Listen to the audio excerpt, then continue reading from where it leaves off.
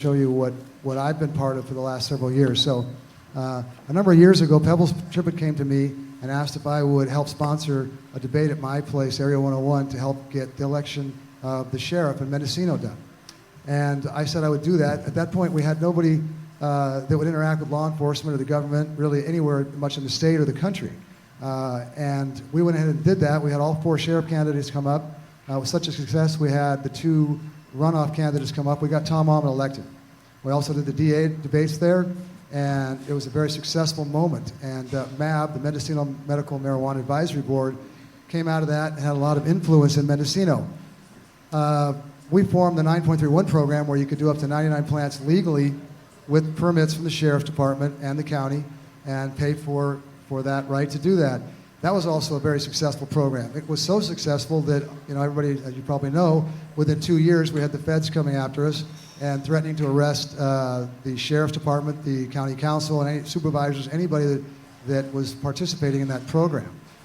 It was a model program, and it would have gone across the state. It would have been in 5 counties up here. John McGowan, the supervisor, was negotiating with people. It was an incredible process that was happening.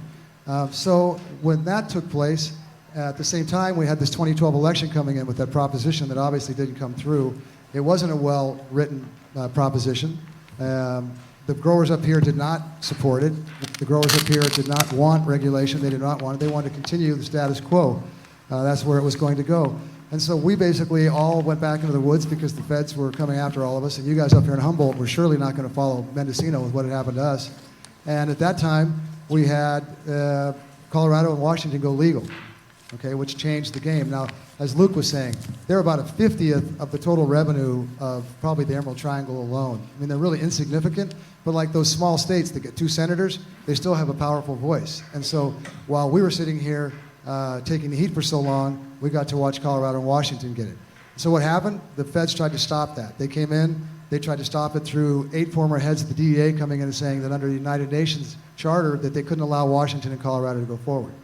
That didn't work because obviously Obama couldn't shove that down anybody's throats. So the next ploy was the banking issue.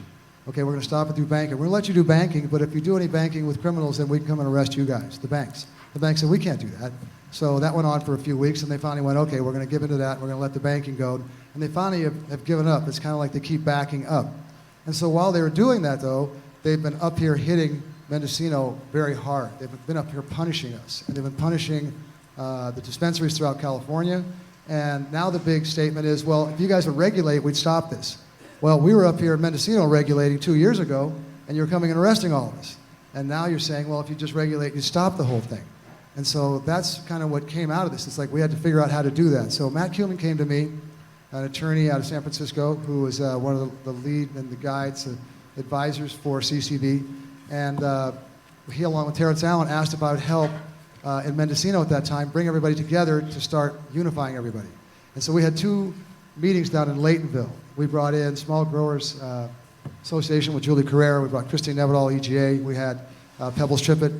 And we all got together and met, and we realized that it wasn't going to work really well at that time together. There was very contentious, and like a lot of politics, it wasn't really working well together. So Matt came up here to Humboldt, and with some really incredible people, Richard Marks and Luke here, Jason Bieber, and Kevin Jodry, organized and did a remarkable job. I was up at the Warfinger in Eureka as an advisor a couple weeks ago and saw what they'd done. And I was tremendously impressed. And I really, my hat's off to what they've done and what they're doing and where it's going. I didn't think Humboldt would ever be willing to participate in this process. And you guys have come a long ways because it's obvious now you guys see the importance and the critical nature of this situation and what we've got to do to claim our rights as small farmers, our brands, our heritage. And so that's what we are doing in Mendocino also. We have the Mendocino Cannabis Policy Council.